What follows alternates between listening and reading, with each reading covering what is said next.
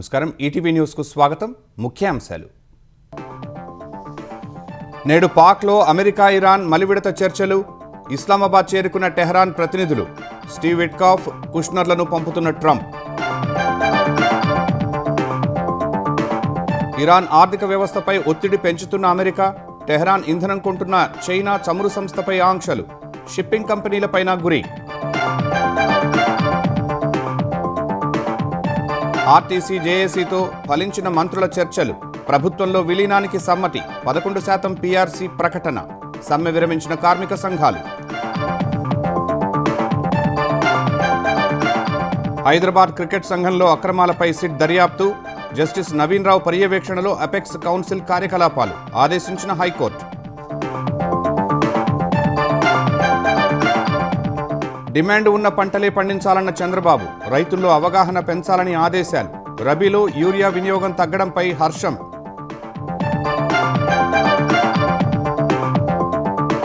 AP మద్యం కుంభకోణం కేసులో వైసీపీ నేతల ఇళ్లలో ఈడీ సోదాలు. కీలక పత్రాలు, రికార్డుల స్వాధీనం. మరిన్ని ఆస్తుల జప్తునకు సన్నాహాలు. యాంథ్రోపిక్ మిథోస్ నుంచి సైబర్ ముప్పు అంచనాకు కమిటీ. ఎస్బీఐ చైర్మన్ నేతృత్వంలో ఏర్పాటు. బ్యాంకులు ముందస్తు చర్యలు చేపట్టాలని ఆదేశం.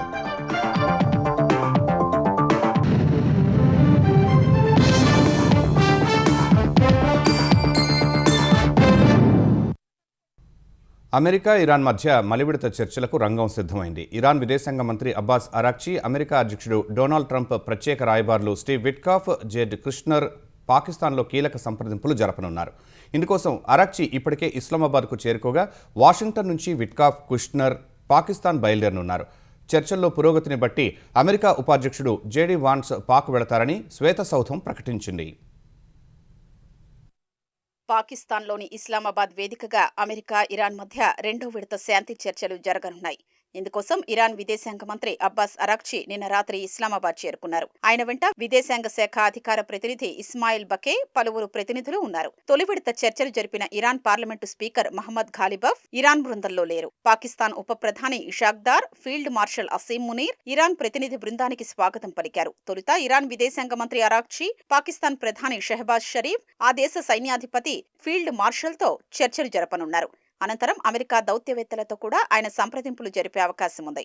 అమెరికా తరపున అధ్యక్షుడు డొనాల్డ్ ట్రంప్ ప్రత్యేక రాయబారులో స్టీవ్ విట్కాఫ్, జేర్డ్ కుష్నర్ చర్చల్లో పాల్గొనున్నారు. ఇరాన్తో చర్చల్లో పురోగతి ఉంటే అమెరికా ఉపాధ్యక్షుడు జేడీ వాన్స్ కూడా పాక్ వచ్చి సంప్రదింపుల్లో భాగమవుతారని శ్వేతసౌధం తెలిపింది. అప్పటి వరకు ఆయన వాషింగ్టన్ నుంచే చర్చలను పర్యవేక్షిస్తారని పేర్కొంది. పాక్ సైన్యాధిపతి ఫీల్డ్ మార్షల్ అసీం మునీర్, ఉప ప్రధాని ఇషాక్ దార్లతో శుక్రవారం విడివిడిగా ఫోన్లో మాట్లాడిన అనంతరం పాకిస్తాన్ పర్యటనకు అరాక్చి శ్రీకారం చుట్టారు. అయితే అమెరికాతో చర్చల ప్రణాళిక లేదని పాకిస్తాన్లోని ఇరాన్ ఎంబసీ తెలిపింది. పాక్తో ద్వైపాక్షిక చర్చలకే అరాక్చి వచ్చినట్లు ఇరాన్ అధికారిక మీడియా కూడా వెల్లడించింది. ప్రస్తుతం ఇరాన్లో అధికారంలో ఉన్న వారితోనే అమెరికా అధికారులు చర్చలు జరుపుతున్నారని ట్రంప్ తెలిపారు. రాయిటర్స్ వార్తా సంస్థతో ఫోన్లో మాట్లాడిన ట్రంప్ ఇరాన్ చర్చల్ని కోరుకుందన్నారు. ఏదైనా ఒప్పందం కుదుర్చుకోవచ్చా అనే అంశాన్ని పరిశీలిస్తోందని చెప్పారు. అమెరికా డిమాండ్లు పరిష్కరించే దిశగా ఇరాన్ ఒక ప్రతిపాదన చేయనున్నట్లు పేర్కొన్నారు. ఇరాన్ చర్చల్ని కోరుకుందన్న ట్రంప్ వాదనను ఐఆర్జీసీ తోసిపుచ్చింది. ఈ నెల 11న ఇరు దేశాల మధ్య జరిగిన మొదటి విడత శాంతి చర్చలు విఫలమైన నేపథ్యంలో తాజా సంప్రదింపులపై ఆసక్తి నెలకొంది. ఇరాన్ తన అణు కార్యక్రమాన్ని త్యజించాలని అమెరికా పట్టుబడుతోంది. హర్మూజ్ జలసంధిలో స్వేచ్ఛా నౌకాయానానికి వీలు కల్పించాలని డిమాండ్ చేస్తోంది. తమపై విధించిన ఆర్థిక ఆంక్షల్ని తొలగించడంతో పాటు విదేశాల్లో సీజ్ చేసిన తమ ఆస్తుల్ని విడుదల చేయాలని ఇరాన్ కోరుతోంది. యుద్ధం కారణంగా జరిగిన నష్టానికి పరిహారం ఇవ్వాలని డిమాండ్ చేస్తోంది. పౌర అవసరాల కోసమే అణు కార్యక్రమం చేపడుతున్నామని అంటోంది. వీటిపై ఇరు దేశాల మధ్య ఒక అంగీకారం కుదిరితే శాంతి ఒప్పందం కుదిరే అవకాశం ఉంది. లేదంటే పశ్చిమాసియాలో ఉద్రిక్తతలు ఇక ముందు కొనసాగనున్నాయి. అయితే దాడుల కంటే ఇరాన్ను ఆర్థికంగా నష్టం పరచాలనే అమెరికా అధ్యక్షుడు డొనాల్డ్ ట్రంప్ భావిస్తున్నారు. అందులో భాగంగా పోర్టుల దిగ్బంధనాన్ని కొనసాగిస్తున్న ఆయన వాటిని మరింత తీవ్రతరం చేసే అవకాశం ఉంది. మరోవైపు అంతర్జాతీయ భద్రతకు ఇరాన్తో పొంచి ఉన్న ముప్పును అంతం చెయ్యాలన్న తమ సాహసోపేత ప్రమాదకర మిషన్ను సాధించేదాకా ఆ దేశ ఓడరేవుల దిగ్బంధనాన్ని కొనసాగిస్తామని అమెరికా రక్షణ మంత్రి పీట్ హెగ్సెత్ స్పష్టం చేశారు. ఇరాన్లో యుద్ధాన్ని ప్రపంచానికి కానుకగా అభివర్ణించారు. పెంటగాన్లో మీడియాతో మాట్లాడిన ఆయన అమెరికా రక్షణతో ఐరోపా, ఆసియా దశాబ్దాల పాటు లబ్ధి పొందాయని అన్నారు. అయితే అలా ఉచితంగా ప్రయోజనాలు పొందే సమయం ఇక ముగిసిపోయిందని పేర్కొన్నారు. పశ్చిమాసియాలో మొత్తం 3 విమాన వాహక నౌకల్ని మోహరించామని యుఎస్ సెంట్రల్ కమాండ్ తెలిపింది. వాటిలో 200కు పైగా యుద్ధ విమానాలు, 15,000 మంది నావికులు, మెరైన్లు ఉన్నారని ఎక్స్లో పోస్ట్ చేసింది. ఒకేసారి తమ 3 విమాన వాహక నౌకల్ని మోహరించడం ఇదే తొలిసారని పేర్కొంది. ఇరాన్ పోర్టుల దిగ్బంధనం ప్రారంభించినప్పటి నుంచి తాము 34 నౌకల ప్రయాణాన్ని అడ్డుకున్నట్లు వివరించింది. శాంతి చర్చల నేపథ్యంలో పాకిస్తాన్ ప్రభుత్వం ఇస్లామాబాద్లో పటిష్ట బందోబస్తు ఏర్పాటు చేసింది.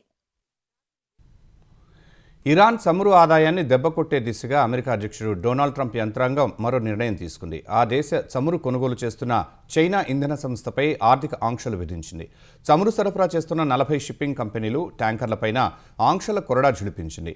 ఇరాన్తో వ్యాపారం చేసే కంపెనీలు, దేశాలపై సెకండరీ ఆంక్షలు విధిస్తామని హెచ్చరించింది.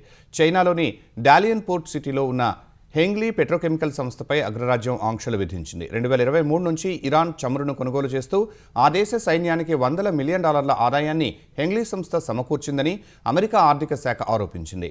చైనా, హాంకాంగ్, యుఏఈ, ఒమన్ దేశాల్లోని ఆర్థిక సంస్థలకు అమెరికా ట్రెజరీ విభాగం ఇప్పటికే లేఖలు రాసింది.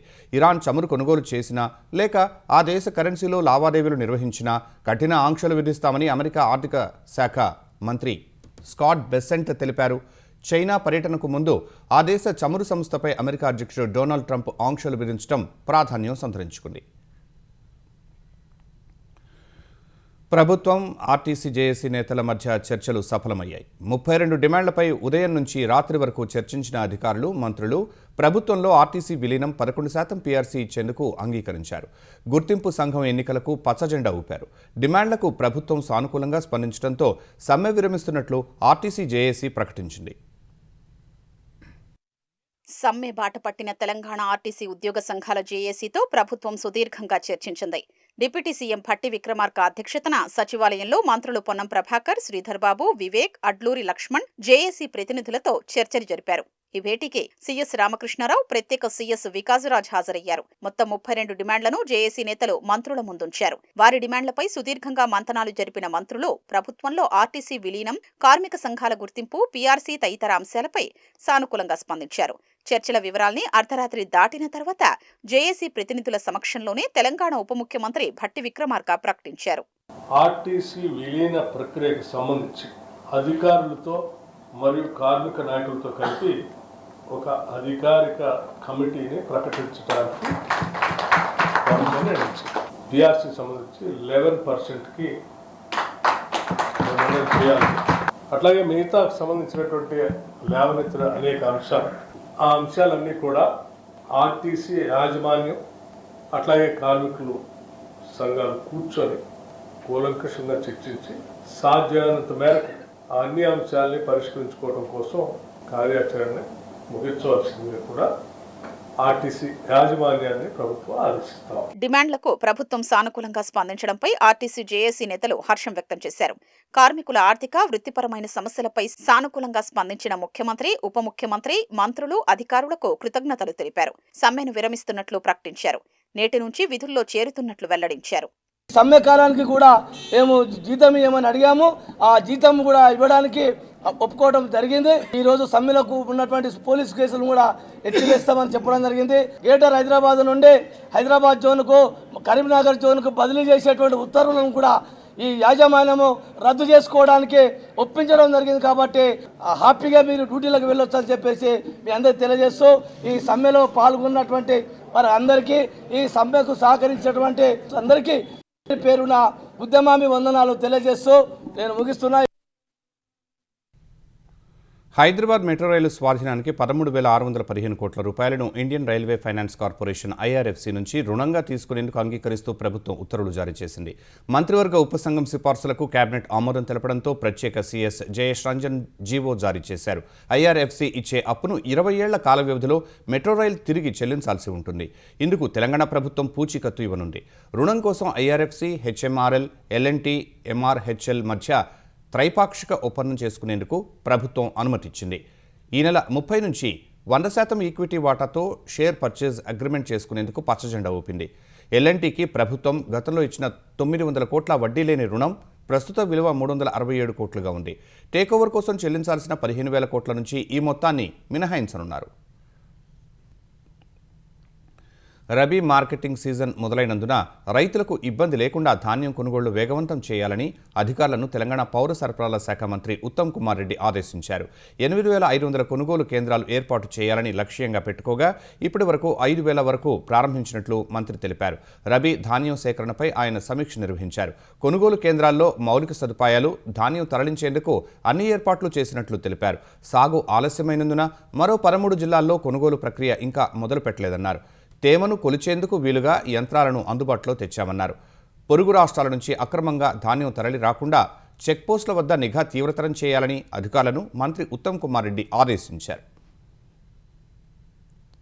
వ్యవసాయ రంగాన్ని మరింత బలోపేతం చేసేలా, రైతులకు భద్రత, అధిక ఆదాయం వచ్చేలా చర్యలు చేపట్టాలని అధికారులను ముఖ్యమంత్రి చంద్రబాబు ఆదేశించారు.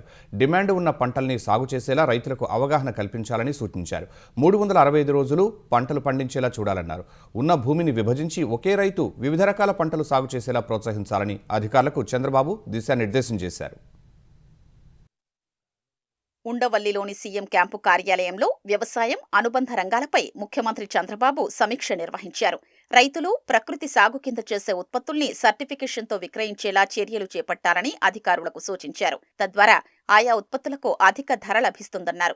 ఆంధ్రప్రదేశ్లో గతేడాది రబీలో హెక్టార్కు యూరియా వినియోగం తగ్గడం శుభపరిణామమని తెలిపారు. రైతు బజార్ల నుంచి డోర్ డెలివరీ చేసేలా వ్యవస్థను తీర్చిదిద్దారని చంద్రబాబు సూచించారు. ఇందుకోసం ఏదైనా ఏజెన్సీ సేవలు వినియోగించుకోవాలన్నారు. రాయలసీమను గ్లోబల్ హార్టికల్చర్ హబ్గా చేసేందుకు క్లస్టర్ల వారీగా అభివృద్ధి కార్యాచరణ చేపట్టాలన్నారు. ప్రపంచంలోనే తొలిసారిగా కోకో పంటకు సంబంధించి కోకో సిటీ ఏర్పాటు చేస్తున్నామని వివరించారు.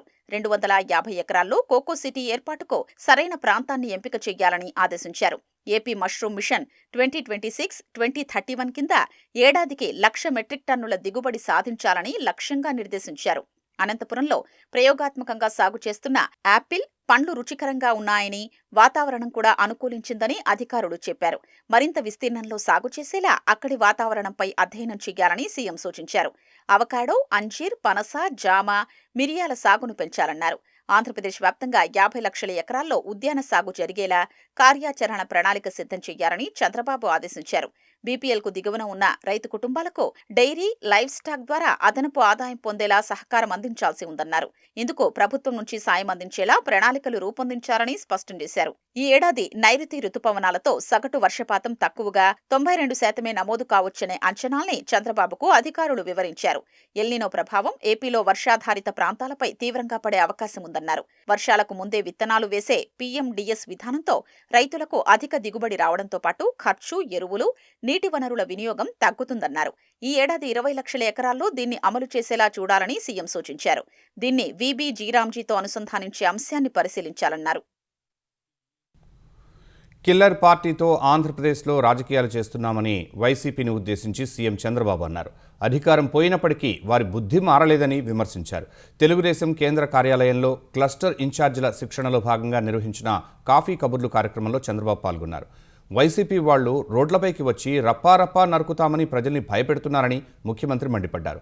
చర్యలు తీసుకుంటే రాజకీయం అంటున్నారని విమర్శించారు. తాను రాజకీయ పోరాటాలు చేశాను తప్ప నేరగాళ్లతో ఏనాడూ పోరాడలేదన్నారు.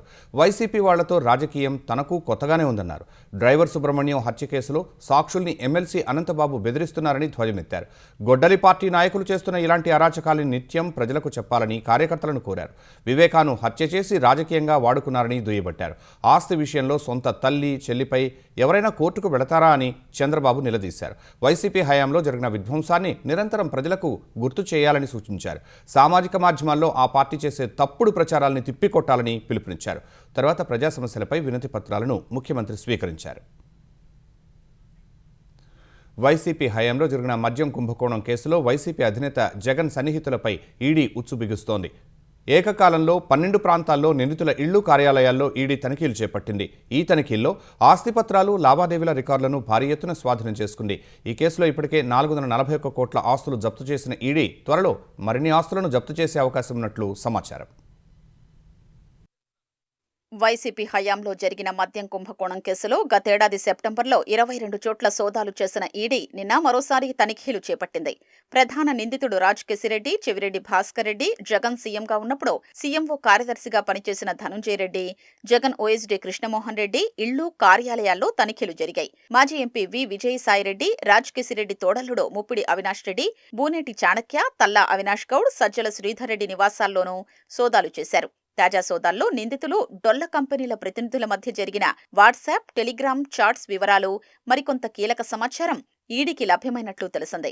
చంద్రగిరి మాజీ ఎమ్మెల్యే చెవిరెడ్డి భాస్కర్ రెడ్డి ఇంట్లో సోదాల సందర్భంగా హైడ్రామా చోటు చేసుకుంది. ఉదయం 7:30కు తిరుపతి గ్రామీణ మండలం తుమ్మలగుంటలోని చెవిరెడ్డి ఇంటికి ఈడీ అధికారులు చేరుకున్నారు. ఇంటికి తాళం వేసి ఉండడంతో మరో ఇంటి వద్ద ఉన్న చెవిరెడ్డి తల్లి మునిరత్నమ్మ, సోదరుడు రఘునాథరెడ్డిని ప్రశ్నించారు. అంతా బెంగళూరు వెళ్లారని వారు చెప్పారు. ఈడీ అధికారులు భాస్కర్ రెడ్డికి ఫోన్ చేసి తాళం తీయకపోతే తదుపరి చర్యలకు ఉపక్రమిస్తామని స్పష్టం చేశారు. దాంతో తన కుమారుడు ఇదే కేసులో A39గా ఉన్న మోహిత్ రెడ్డిని భాస్కర్ రెడ్డి పంపారు. మధ్యాహ్నం 12:50 మోహిత్ రెడ్డి రావడంతో సోదాలు చేపట్టారు. రాత్రి 8:30 వరకు సుమారు 7:30 గంటలు తనిఖీలు కొనసాగాయి. గతేడాది జూన్లో చెవిరెడ్డిని సిట్ అధికారులు అరెస్టు చేశారు. నవంబర్లో ఆయన ఇంట్లో సోదాలు చేశారు. అప్పుడు పలు డాక్యుమెంట్లు, హార్డ్ డిస్క్లు, కొన్ని పత్రాల్ని స్వాధీనం చేసుకున్నారు. బ్యాంకు లావాదేవీలు, ఆస్తుల కొనుగోలు గురించి ఆరా తీశారు. ఇప్పుడు అవే దస్త్రాల్ని చూపి ఇవి మీవేనా అంటూ పలు ప్రశ్నలు అడిగినట్లు తెలుస్తోంది. KVS infra, CMR infra private limited పేరిట ఉన్న ఆస్తులు, మరో 4 కంపెనీల రికార్డులు పరిశీలించారు. ఎన్ని వెంచర్లు ఏ ప్రాంతాల్లో వేశారనే వివరాల్ని మోహిత్ రెడ్డిని అడిగి తెలుసుకున్నారు. రికార్డుల పంచనామా నిర్వహించి ఆయన సంతకం తీసుకుని వెళ్లారు.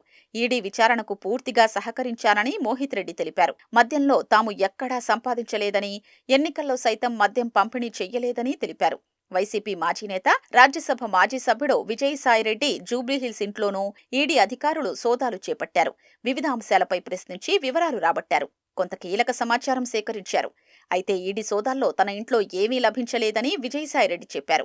ఈడీ అధికారులు ఇప్పటికే తనను విచారించారని, మరోమారు విచారణకు పిలిచే అవకాశముందన్నారు. రాష్ట్ర అభివృద్ధి, ప్రజల అవసరాలు తీర్చే విషయంలో వైసీపీ విఫలమైందని విమర్శించిన ఆయన ఆంధ్రప్రదేశ్లో మరో పార్టీ అవసరముందని చెప్పారు. ఈ ఏడాది జూలైలో తాను మళ్లీ రాజకీయాల్లోకొస్తున్నానని, సొంతంగా పార్టీ పెడుతున్నానని ప్రకటించారు. ఎకనామిక్ టైమ్స్ పత్రిక ముఖ్యమంత్రి చంద్రబాబుకు నేడు business reformer of the year award ప్రదానం చేయనుంది. ముంబైలో జరిగే ఈ కార్యక్రమంలో కేంద్ర ఆర్థిక మంత్రి నిర్మలా సీతారామన్ కూడా పాల్గొంటారు.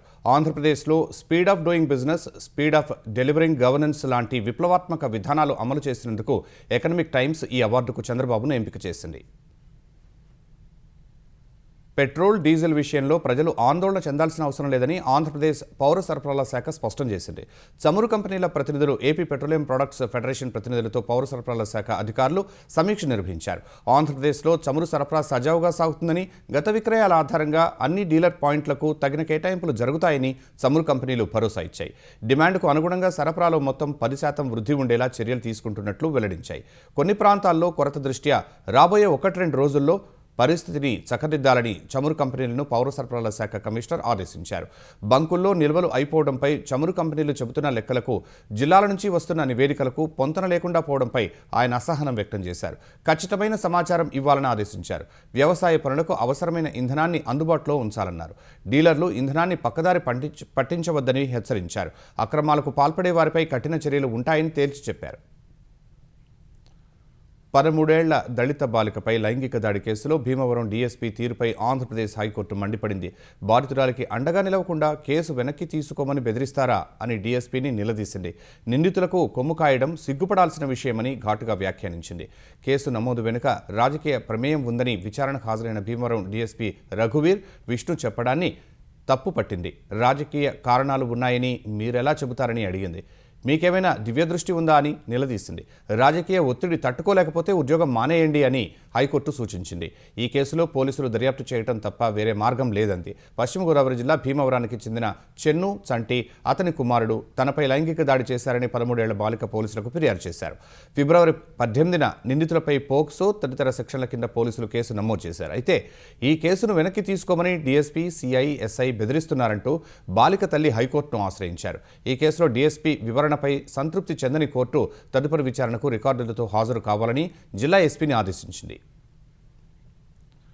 హైదరాబాద్ క్రికెట్ అసోసియేషన్లో చోటు చేసుకున్న అక్రమాలపై సిఐడి ప్రత్యేక దర్యాప్తు బృందంతో దర్యాప్తు చేయాలని తెలంగాణ హైకోర్టు ఆదేశించింది. సీనియర్ ఐపీఎస్ నేతృత్వంలో దర్యాప్తు జరగాలని సాఫిల్గూడ క్రికెట్ క్లబ్ దాఖలు చేసిన పిటిషన్పై విచారణ జరిపిన జస్టిస్ నగేష్ భీమపాక ఆదేశించారు. హెచ్సీఏకు స్వయం ప్రతిపత్తి ఉన్నప్పటికీ పారదర్శకత లోపించి విశ్వసనీయత సన్నగిల్లినప్పుడు న్యాయస్థానాలు జోక్యం చేసుకోక తప్పదని కోర్టు స్పష్టం చేసింది. శక్తివంతమైన వ్యక్తుల ప్రమేయం కారణంగానే గతంలో నమోదైన క్రిమినల్ కేసులు ఈడీ విచారణలకు తార్కిక ముగింపు లభించలేదని న్యాయమూర్తి వ్యాఖ్యానించారు. హెచ్సీఏ పరిపాలనను చక్కదిద్దేందుకు అపెక్స్ కౌన్సిల్ కార్యకలాపాలను విశ్రాంత న్యాయమూర్తి జస్టిస్ పి నవీన్ రావు పర్యవేక్షించాలని ఆదేశించారు. ఆయనకు నెలకు 5 లక్షల రూపాయలు వేతనం చెల్లించాలని స్పష్టం చేశారు. ఆటగాళ్ల ఎంపిక, లీగ్ మ్యాచ్ల నిర్వహణ, కోచ్లు, సెలెక్టర్ల నియామకం వంటి కీలక అంశాలపై ఏకసభ్య కమిటీకి పూర్తి అధికారాలు కల్పించారు. ప్రస్తుతానికి అసోసియేషన్ను బీసీసీఐ స్వాధీనం చేసుకోవాల్సిన అవసరం లేదన్నారు. సిట్కు సంబంధిత రికార్డులు అందజేసి హెచ్సీఏ అధికారులు దర్యాప్తునకు సహకరించాలని ఉత్తర్వులు జారీ చేశారు. తెలంగాణలో మే నెల తొలివారం నుంచి సవరించిన భూముల మార్కెట్ విలువను అమలు చేయాలని రిజిస్ట్రేషన్ శాఖను మంత్రివర్గ ఉపసంఘం ఆదేశించింది. భట్టి విక్రమార్క నేతృత్వంలోని ఆదాయ వనరుల కేబినెట్ కమిటీ సచివాలయంలో సమావేశం నిర్వహించింది. హిల్ట్ పాలసీపై హైదరాబాద్లోని పారిశ్రామిక పార్కుల ప్రతినిధులతో చర్చించింది. హిల్ పాలసీ విషయంలో ప్రజాస్వామ్య పద్ధతిలో ముందుకు వెళతామని ఉప ముఖ్యమంత్రి భట్టి విక్రమార్క స్పష్టం చేశారు.